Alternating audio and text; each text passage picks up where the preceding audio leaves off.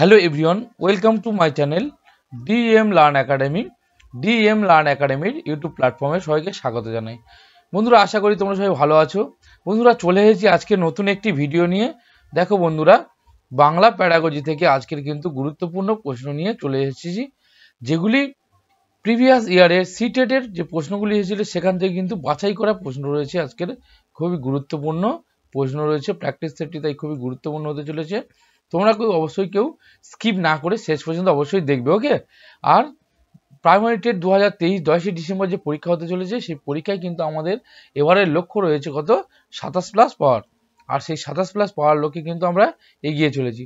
আর তোমরা যারা আমার এই চ্যানেলে ভিডিওগুলি অবশ্যই নতুন দেখছো, তোমরা অবশ্যই করে সাবস্ক্রাইব করে নাও এবং পাশে থাকা বেল আইকনটি অবশ্যই করে অন করে রাখো, তাহলে কিন্তু আমি ভিডিও ছাড়ার সঙ্গে সঙ্গে অবশ্যই তোমাদের কাছে নোটিফিকেশান পৌঁছে যাবে, ওকে। আর বন্ধুরা, তোমরা যারা ভাবছো যে পিডিএফ পাওয়ার জন্য, অবশ্যই তোমরা পিডিএফগুলি পেতে পারো এই ভিডিওর। তোমরা টেলিগ্রাম গ্রুপের লিঙ্কে যুক্ত হয়ে যাও। টেলিগ্রাম গ্রুপের লিঙ্ক কিন্তু দেওয়া হয়েছে ডেসক্রিপশানে। আর ওখান থেকে যদি যুক্ত না হতে পারে, তাহলে তোমরা টেলিগ্রামে গিয়ে DM Learn Academy বলে সার্চ করো, ওখান থেকে তোমরা অবশ্যই করে যুক্ত হয়ে যেতে পারো, ওকে।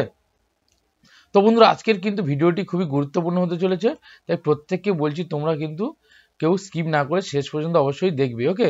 তো চলো বন্ধুরা শুরু করি। প্রথম প্রশ্ন কি আছে দেখে নেবো। দেখো প্রথম প্রশ্ন কি বলেছে, দেখো, ভাষা শিখনের ব্যাপারে নিচের কোনটি সত্য নয়? ভাষা শিখনের ব্যাপারে নিচের কোনটি সত্য নয়? এ বলেছে দেখো, ভাষার উন্নয়ন ঘটে প্রধানত উন্নয়নমূলক ব্যবহারের মাধ্যমে। দেখো, ভাষার উন্নয়ন ঘটবে উন্নয়নমূলক ভাষা ব্যবহারের মাধ্যমে, কিন্তু অবশ্যই উন্নয়ন ঘটবে, তাহলে এটা কিন্তু সঠিক বলেছে। বিটটা দেখো, কথন লিখন আকৃতি প্রদান এবং বিচরণ শিখতে অন্তর্ভুক্ত, শিখনের অন্তর্ভুক্ত। তাহলে দেখো, কথন লিখন আকৃতি প্রদান বিচরণ এগুলো অবশ্যই করে কিন্তু শিখন এর মাধ্যমে কিন্তু শেখা যায়, তাহলে এটা অবশ্যই করে শিখনের অন্তর্ভুক্ত। তারপরে দেখো সি বলেছে, শিখন ঘটে ভাষার গঠন এবং নিয়মাবলী শিখনের মাধ্যমে। দেখো, রুলস, যখন কোথাও রুলস বলবে বা নিয়মাবলী বলবে, তখন কিন্তু অবশ্যই সেটা কিন্তু সবসময় বেশিরভাগ দিক থেকে নেগেটিভের ক্ষেত্রে যায়, ঠিক আছে। পরেরটা দেখে নাও। দেখো, ভাষা ব্যবহারের জ্ঞানাত্মক উন্নয়নের পূর্বশর্ত এবং তার পরিপোষক। অবশ্যই দেখো, ভাষা ব্যবহার জ্ঞানাত্মক উন্নয়নের পূর্বশর্ত। ভাষা কিন্তু ব্যবহারের মাধ্যমে কিন্তু তার জ্ঞান বৃদ্ধি পায় এবং শিখন তার ক্ষেত্রে পরিপোষক হয়ে ওঠে, ওকে। তাহলে এটাও আমাদের সঠিক। কিন্তু বললাম যে নিয়মাবলী বা রুলস যদি বলে, ভাষার গঠন এবং রুলস বা নিয়মাবলী শিখনের মাধ্যমে বলেছে, তাহলে এক্ষেত্রে কিন্তু এটা সঠিক নয়, ওকে। তাহলে আমার এখানে সঠিক উত্তর হয়ে গেল কি সিটটা, ওকে। দেখো, আমরা কিন্তু সবসময় প্যাডাগজিতে সবসময় এলিমিনেশন, অর্থাৎ সবসময় বাদ দেবো কোনটা, এলিমিনেশন প্রসেসে কিন্তু আমরা সবসময় প্রশ্নের উত্তরগুলো করার চেষ্টা করবো, ওকে। তো চলো পরের প্রশ্ন দেখে নেবো কি আছে।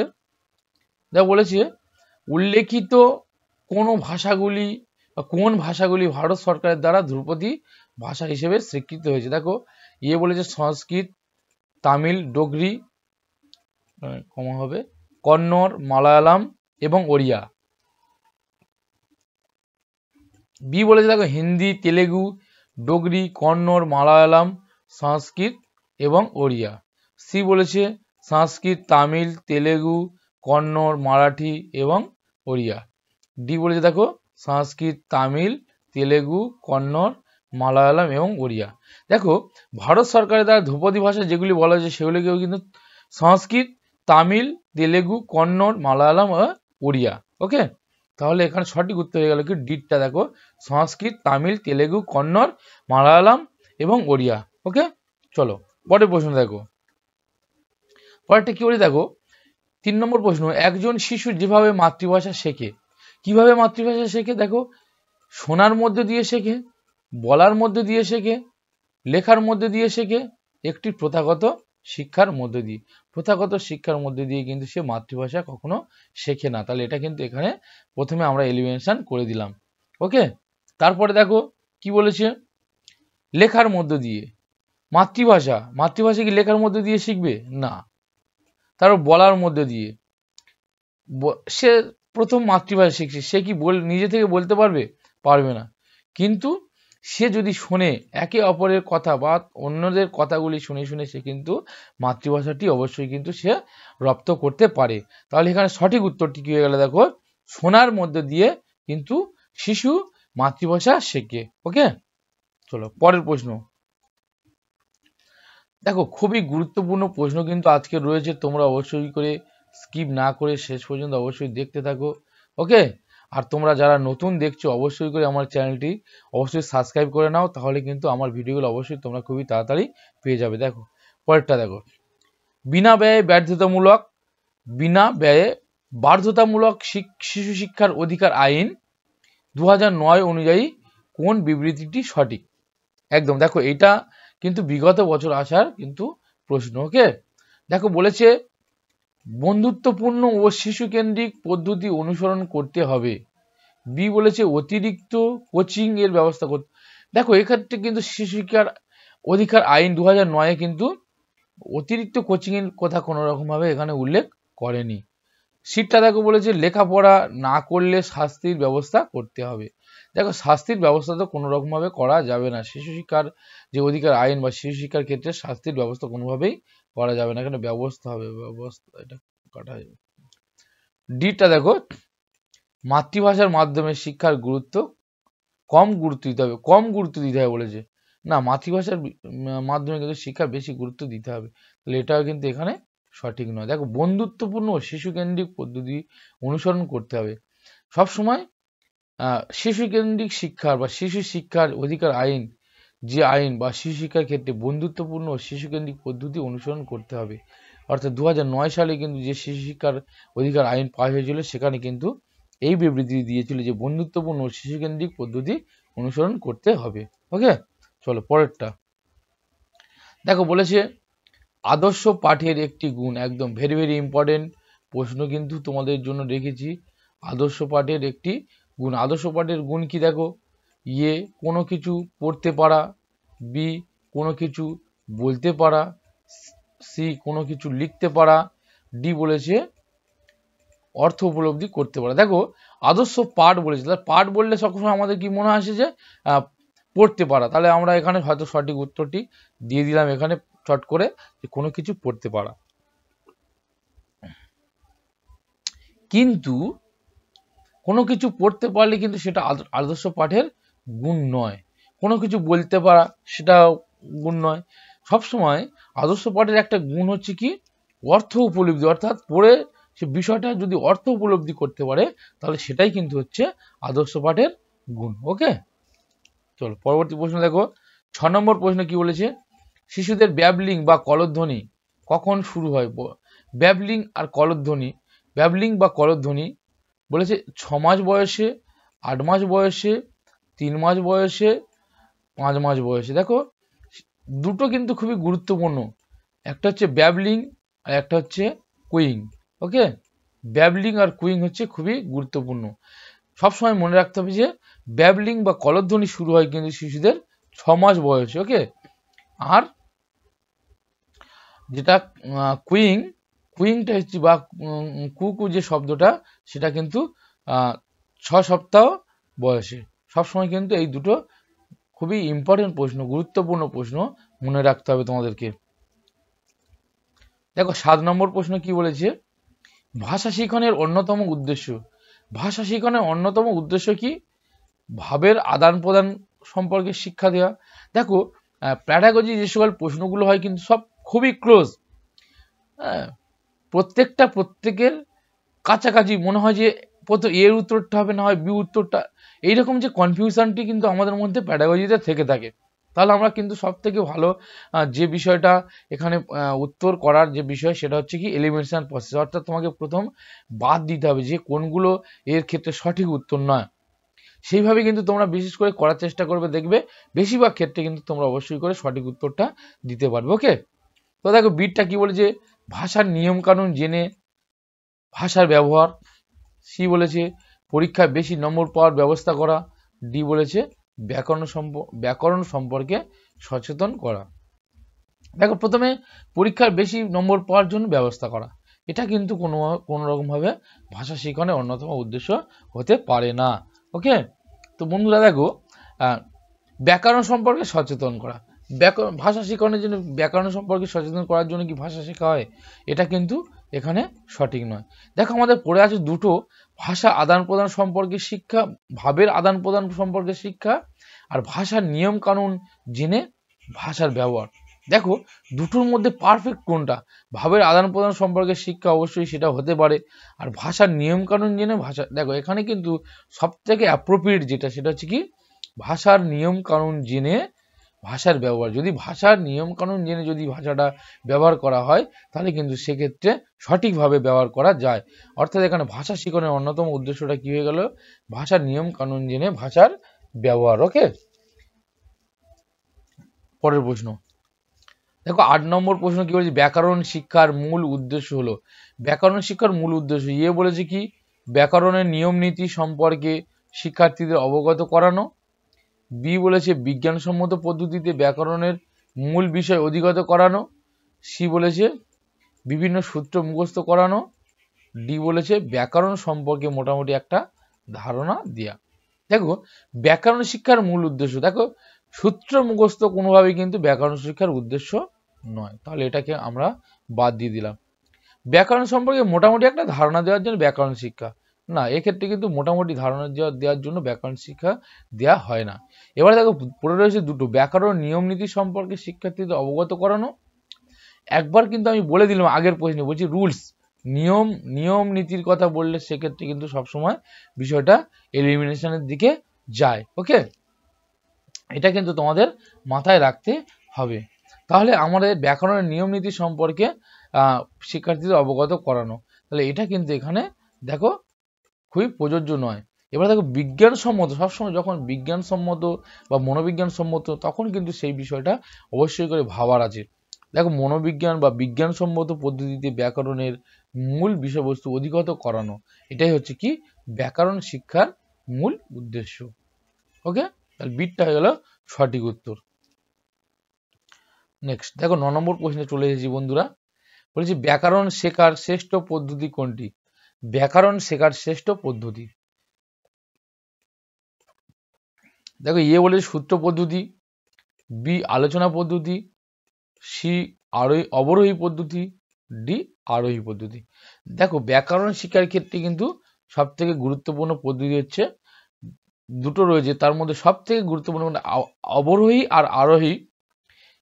দেখো সূত্র পদ্ধতি আর আলোচনা পদ্ধতি কিন্তু আমরা এখানে ব্যাকরণ শিক্ষার ক্ষেত্রে খুবই গুরুত্ব দেব না। ব্যাকরণ শিক্ষার ক্ষেত্রে কিন্তু দুটোই হচ্ছে গুরুত্বপূর্ণ, সেটা হচ্ছে অবরোহী পদ্ধতি আর একটা হচ্ছে কি আরোহী পদ্ধতি। তাহলে আমার এই অবরোহী আর আরোহীর মধ্যে কোনটা ব্যাকরণ শিক্ষার সব থেকে গুরুত্বপূর্ণ পদ্ধতি বা শ্রেষ্ঠ পদ্ধতি হচ্ছে কি আরোহী পদ্ধতি। মাথায় রাখতে হবে আরোহী পদ্ধতি হচ্ছে ব্যাকরণ শিক্ষার সব থেকে শ্রেষ্ঠতম পদ্ধতি।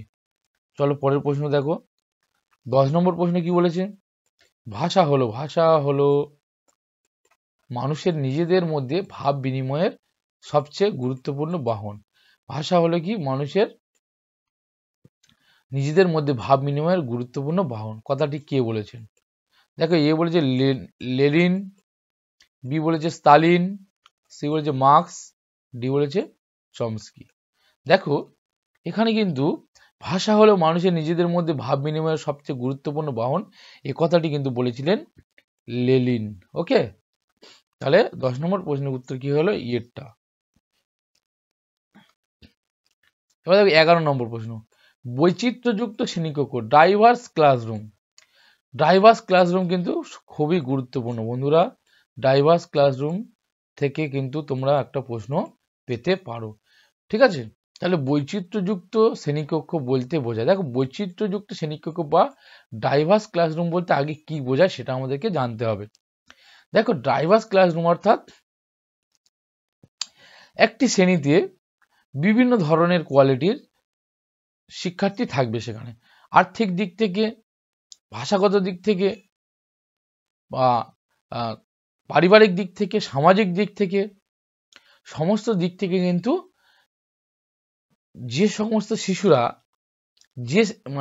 সমস্ত শিশুরা যে একটি শ্রেণীতে বা যে শ্রেণীতে তাদেরকে শিক্ষা দেওয়া হয় সেটা হচ্ছে কি ডাইভার্স ক্লাসরুম বা বৈচিত্র্যযুক্ত শ্রেণীকক্ষ। অর্থাৎ আমরা যেমন বলে থাকি যে বৈচিত্র্যময় ভারতবর্ষ, তেমনি একটা বৈচিত্র্যময় ভারতবর্ষ আমরা কেন বলি? কারণ হচ্ছে কি ভারতের মধ্যে বিভিন্ন ধরনের জাতি, বিভিন্ন শ্রেণীর মানুষ কিন্তু বসবাস করে, বিভিন্ন ধর্মের বর্ণের মানুষ বসবাস করে, তাই আমরা বৈচিত্র্যময় শ্রেণী ভারতবর্ষ বলে থাকি।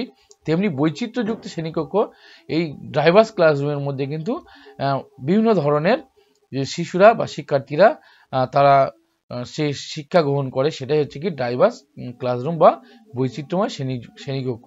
তাহলে দেখো, বৈচিত্র্যযুক্ত শিক্ষা, বৈচিত্র্যযুক্ত শিক্ষার্থী, বৈচিত্র্যযুক্ত শিক্ষক, বৈচিত্র্যযুক্ত পাঠ্যক্রম। তাহলে দেখো বললাম বন্ধুরা যে ডাইভার্স ক্লাসরুম অর্থাৎ সেখানে কিন্তু বৈচিত্র্যযুক্ত শিক্ষার্থী অবশ্যই সেখানে থাকবে। ওকে, নেক্সট পরেরটা দেখো 12 নম্বর প্রশ্ন কি বলেছে, ব্যাপক পাঠ।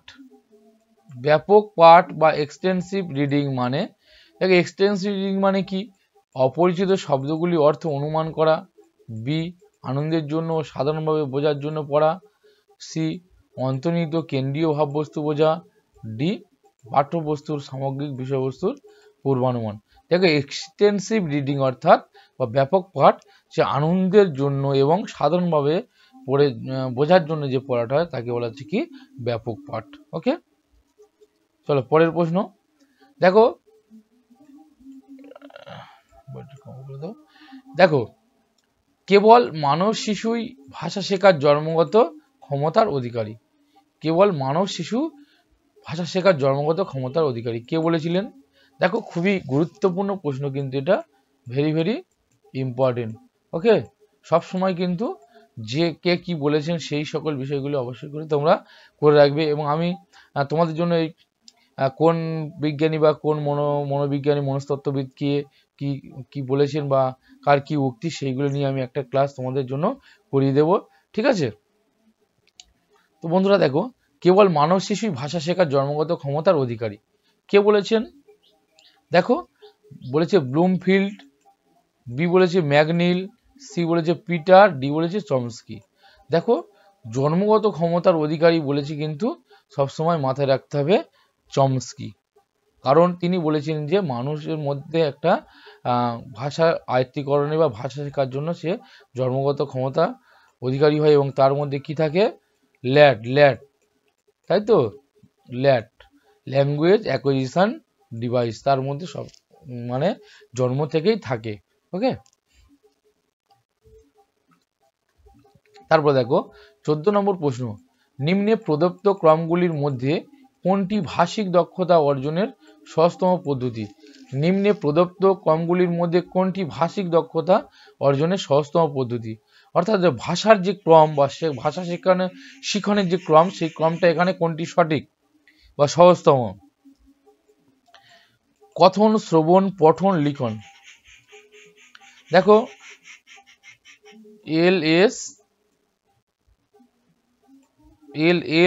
LSRW, তাই তো, LSRW মানে লিসেনিং, স্পিকিং, রিডিং, রাইটিং। তাহলে এটাই হচ্ছে আমাদের ভাষা শিক্ষার ক্রম, সেটা আমাদেরকে দেখে নিতে হবে। শ্রবণ, কথন, পঠন, লিখন। শ্রবণ, কথন, লিখন, পঠন। শ্রবণ, পঠন, কথন, লিখন। দেখো তাহলে আমাদের বলেছিলাম কি, শোনা অর্থাৎ শ্রবণ, তারপর হচ্ছে কি স্পিকিং কথন, তারপর রিডিং পঠন, রাইটিং লিখন। তাহলে আমাদের এখানে শ্রবণ, কথন, পঠন, লিখন, শ্রবণ, কথন, পঠন, লিখন হচ্ছে হয়ে গেল কি সঠিক উত্তর। ওকে, কিন্তু এইটা খুবই গুরুত্বপূর্ণ সবসময় মাথায় রাখতে হবে। এটা তো কিন্তু তোমরা ভালো করে এই যে ক্রমটা অবশ্যই ভালো করে কিন্তু তোমরা অবশ্যই করে রাখবে। ওকে, তো চলো নেক্সট প্রশ্ন দেখো বন্ধুরা, আজকের প্র্যাকটিস সেটের শেষ প্রশ্ন, ঠিক আছে? আর তোমাদের যদি আজকের আমার এই ভিডিওটি ভালো লাগে অবশ্যই করে তোমরা লাইক করে দিও। ওকে, আর কোথাও যদি তোমাদের বুঝতে সমস্যা হয় তোমরা অবশ্যই করে কমেন্ট অবশ্যই করবে, ঠিক আছে? কমেন্ট অবশ্যই করে দেবে। আর যদি কোনো সমস্যা থেকে থাকে অবশ্যই কমেন্টে জানাও। অবশ্যই ভালো লাগে ভিডিওটি শেয়ার করে দাও। দেখো আজকে শেষ প্রশ্ন কি বলছে, 15 নম্বর প্রশ্ন, মানুষের চিন্তা ও সক্রিয় যোগাযোগের অর্থাৎ লিখন কথন মুখ্য যোগাযোগ সূত্র, সক্রিয় যোগাযোগের মুখ্য যোগাযোগ সূত্র কোনটি? দেখো বলেছে উচ্চারণ, ক্যাপিটালাইজেশন বা এবং বিরাম চিহ্ন, সি বলেছে স্বরভঙ্গি শ্বাসাঘাত, ডি বলেছে ব্যাকরণগত গঠনশৈলী।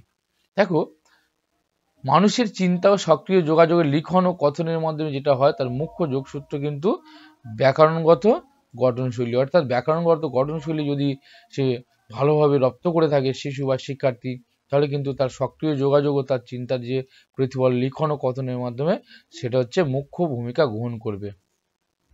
ওকে, তো বন্ধুরা আজকে ছিল এই 15টি গুরুত্বপূর্ণ প্রশ্ন তোমাদের জন্য নিয়ে এসেছিলাম। সিটেটের যে বিগত বছরের যে কোশ্চেনগুলো ছিল সেই কোশ্চেনের বাছাই করা কিছু প্রশ্ন সেখান থেকে ছিল। অবশ্যই আশা করছি তোমাদের ভিডিওটি ভালো লেগেছে, তোমরা অবশ্যই করে লাইক করে দাও। প্রত্যেকের জন্য বলছি তোমরা লাইক করো, কমেন্ট করো, কোথাও কোনো সমস্যা বা যদি ভুল কিছু থেকে থাকে, কনফিউশন থেকে থাকে এবং তোমাদের কী ধরনের ক্লাস প্রয়োজন তোমরা অবশ্যই করে কমেন্টে জানাও। তো প্রত্যেকে ভিডিওটি দেখার জন্য অবশ্যই ধন্যবাদ জানাই। প্রত্যেকে ভালো থেকো, পড়তে থেকো, প্রত্যেককে অসংখ্য ধন্যবাদ।